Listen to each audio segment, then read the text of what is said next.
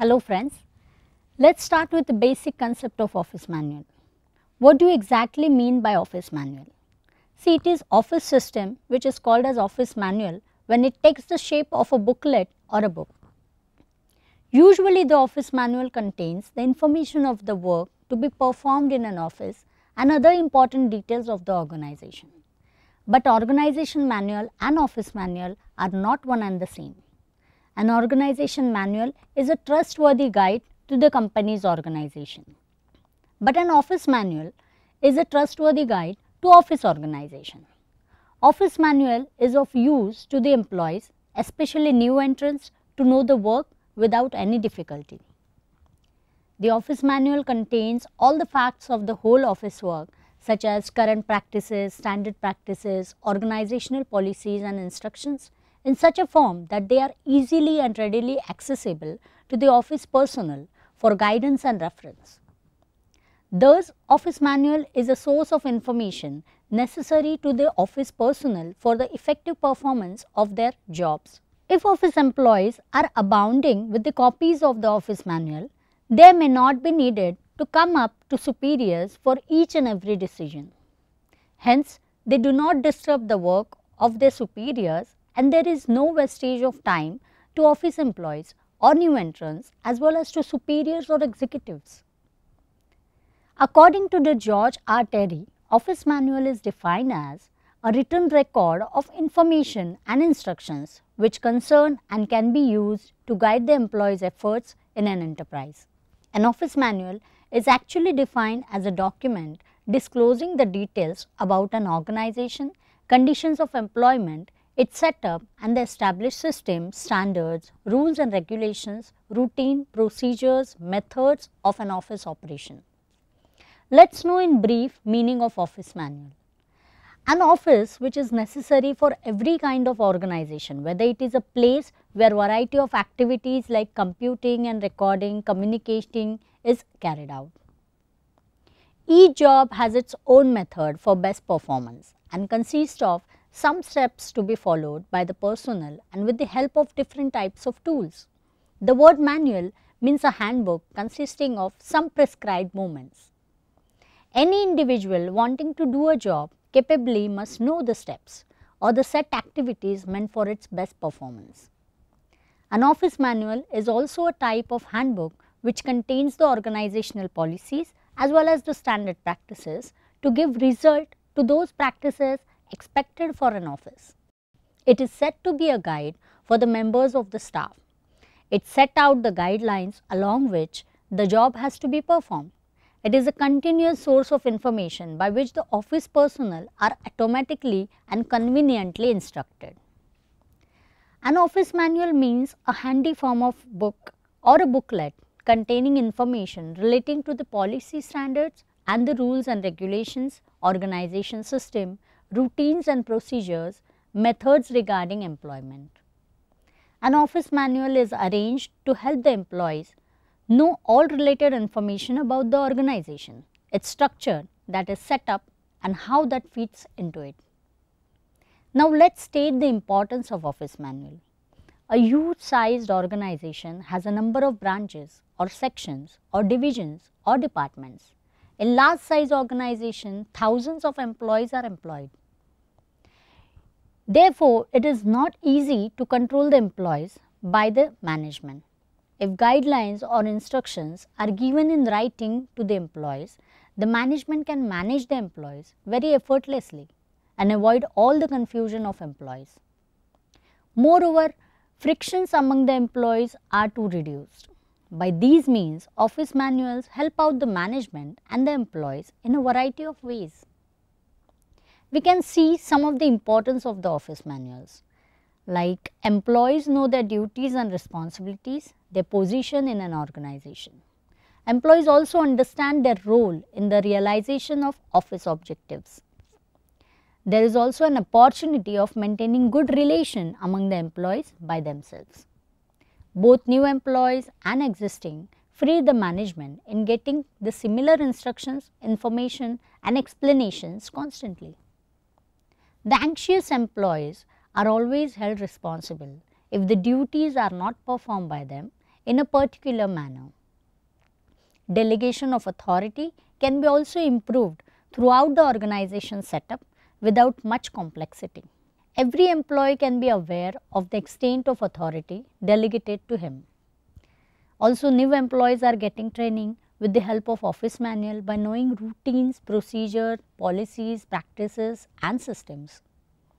Office manual is imparting refresher training to active employees. Now, next we will see how office manual can be prepared. See, the preparation or revision of an office manual is entrusted to a person or executive in a small size organization. A committee is created in a huge size organization to prepare or revise the office manual. This committee consists of heads of different departments. The formation of a committee or assigning a person is depending on the policy adopted by the organization in the matter of manuals preparation. It should be remembered that revision of office manuals is as essential as the preparation of manuals. It is expected that updated instructions and information should be given in the office manual. If so, it ensures efficient performance of office operation. The manuals may become outdated and unused by the employees. If there is any absence of arrangement with regard to the revision of manuals, the qualitative details then should be included in the manual. If not so, the preparation or revision of office manual is wasted because production of manual is moderately expensive. The preparation or revision of office manual is extremely easier and less costly if the office manual is prepared as in the form of loose leaf books, somewhat at bound books. The reason is that only the concerned pages are extracted for revision and substituted. In general sense, an office manual contains some details about the work like standard work. Most of the guidelines or instructions are related to the routine work or standard which can be easily followed under any conditions. The standard work entail handling of filing, mailing, etc. The manual shall point out the steps to be followed and the equipment to be used for the purpose.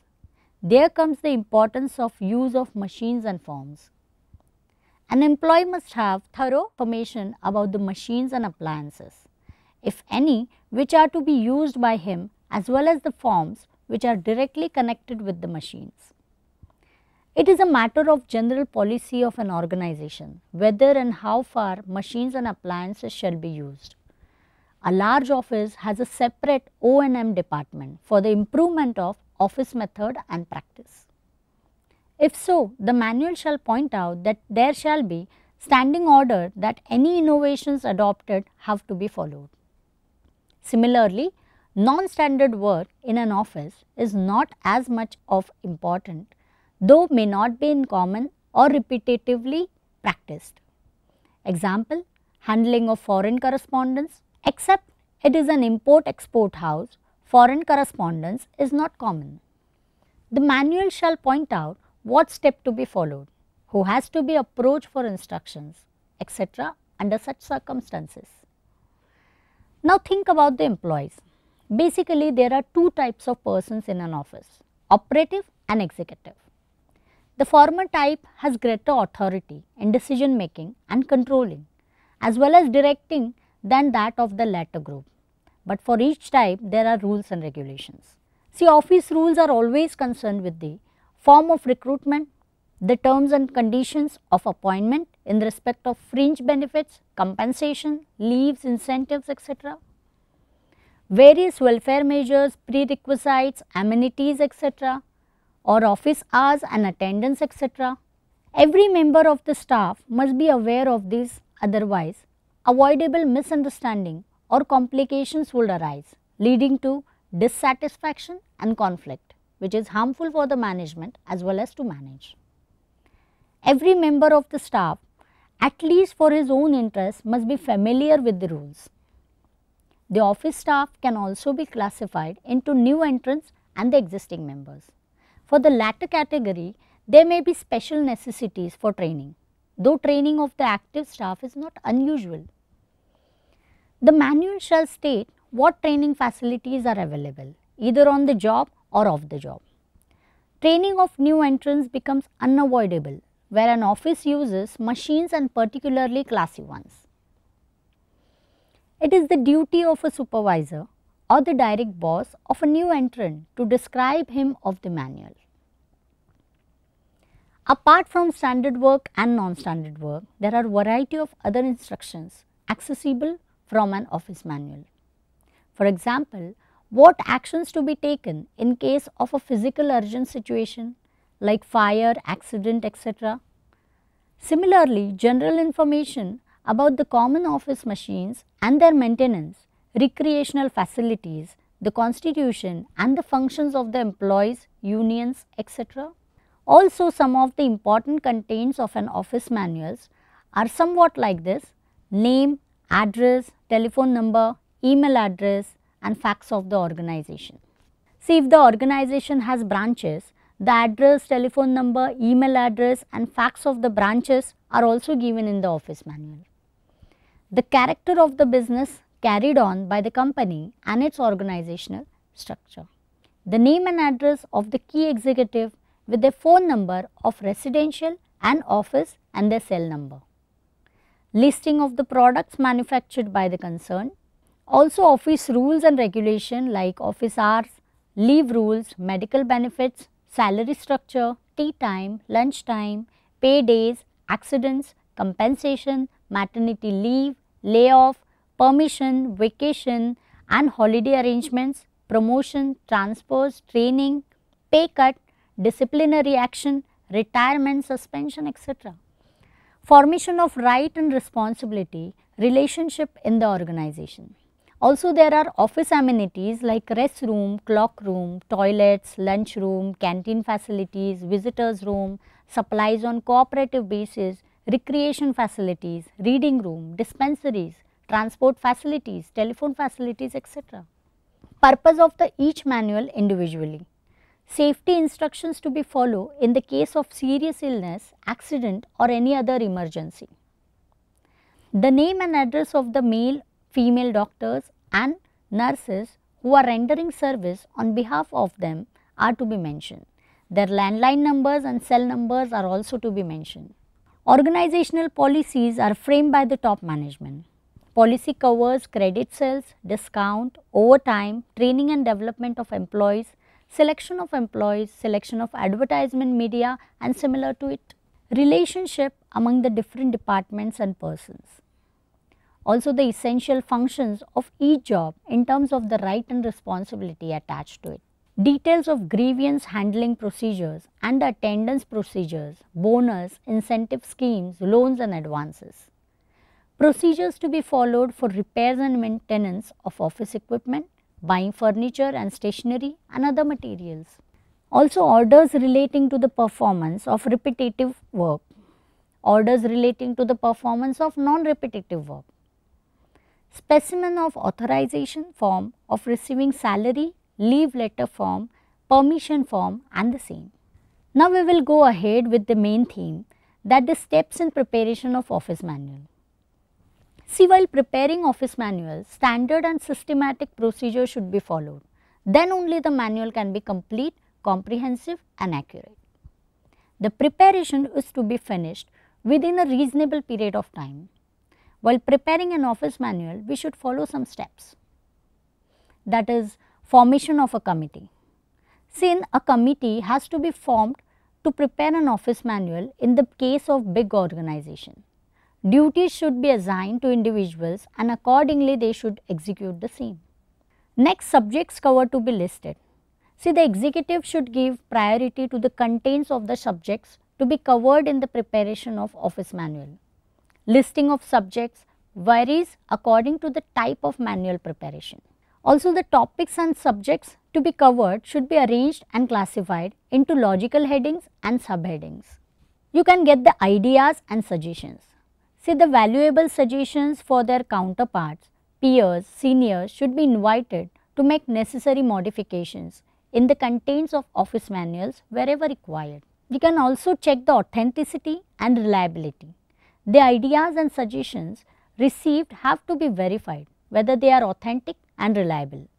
Impracticable and irrelevant ideas and suggestions have to be rejected. If there is any non-receipt of related data from the concerned department, then the responsible executives can contact departmental managers for the same. Arranging and classifying of the information. See, under each subject, the collected data and information have to be arranged, classified and written subject wise. In all aspects, the included data and information should be complete and accurate. Next, you can prepare a draft manual. Considering the relevance of the concerned manual, a draft manual is to be set. Such a draft manual are printed and circulated among the union representatives and top management executives, office manager and functional manager for their valuable criticism. In such a way, criticism is used for the betterment for preparing the office manual. Next, you can modify the draft manual. By adding or deleting some points in suggestions and criticism are considered while modifying the office manual. The standard of language can be improved by using the short words and sentences. The language used should be very simple and clear. Submission of the modified draft manual for approval of top management. In this, the modified manual is submitted in front of the top management for approval. But before the actual production of the manual, the approval from the top management is required. Next is production of the manual. See, once the manual is approved by the top management, the production of the manual can be prepared. Before the actual production of manual, the information regarding binding, size and paperwork should be considered. The manual should be in a booklet form if possible. Last is distribution of office manual. See, in an organization, numbers of copies of office manual are circulated among the employees on required basis. For the future reference, only some copies are maintained as spare copies to be used. Next, we can see there are different types of office manuals, and so the office manuals are prepared according to the needs of an office. The needs of an office are determined by the functions of an office. Functions of an office are changing according to the nature of business carried on by an association. So, there is possibility to prepare different types of office manuals. Split manuals are prepared for the specified reason by most offices for the sake of convenience. Some of the major types of office manuals are: first one is policy manual. See, each organization has its own policy which is served as vital guide to action. The whole activities of an organization are completely guided by policy manual. A policy manual lays down the conclusion of the board of directors by passing resolution at their meetings. Second is the organizational manual. Organizational manual describes the organization structure. The duties and responsibilities of every employee in division wise or department wise or section wise are explained along with the line of authority and responsibilities linked with them. Every employee can be aware of the relationship with others. At times, a separate manual is prepared for each and every department in case of multinational corporations. Next, the administrative practice manual. See, the standard procedures and methods for effective performance of work are given in this manual. Separate procedures and methods are given for each and every department, particularly if needed. In addition, this manual includes guidelines and instructions on education required to an employee and training of employees, the interrelationship of office employees, format of correspondence and reports and like that. The departmental practice manual. These manual deals with the policy of the concerned department, procedures and methods followed in the concerned department. This type of manual is prepared for each and every department one by one. The mailing manual. The handling procedure for inward letters or mails and format letters for dispatching are given in this manual. The drafting of letters procedure is also given in this manual. The filing manual. The names of the records to be maintained in an office are given in this manual. Moreover, the preparation of file and its maintenance are too clearly discussed. The rules and regulations manual. In this manual, there are lot important to every office employee. Everyone should work according to the rules and regulations. Different types of leave are availed by the office employees. The number of such leaves and their availing procedure are given in this manual. Next is the historical manual. See, every employee should know something about his organization. This manual contains brief history of an organization. Name and address of the organization, founders, objectives for establishing such organization, circumstances under which the organization is established, capital required and contributed by the founders, registration, coverage of law, and the same way are briefly discussed. This information is extremely useful to new entrants in an office. The multifunction manual, or you can say handbook. Several offices prefer to have a single manual as a substitute of several manuals such as discussed earlier. If so, only important and relevant information are combined in the form of a handbook. Like that, multi-purpose manual is prepared. The information included in a manual of one office may perhaps not be the same of another office. In other words, the contents of a manual are according to the wants and preferences of the concerned office. Let us see the merits of office manual. Office manuals are extremely useful for both the employees and the management. An office manager can concentrate on supervising the work of his subordinates and exercise direct control on them. Also, the need of giving personal instructions and explanations to existing and new employees decreases. An office manual also supports new employees in the training and induction. Doubts of employees can be cleared very effortlessly. Office manuals help in fixing responsibilities of the employees towards performance of work.